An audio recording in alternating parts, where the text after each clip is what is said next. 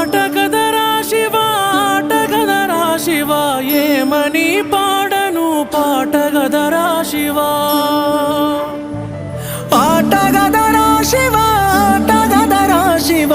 ఏమని పాడను పాటగదరా శివ దేహాల పూతల్లి రక్తాల పూతల్లి కన్న తల్లి కడుపు కూతలే నీకు వినబడుతలేదా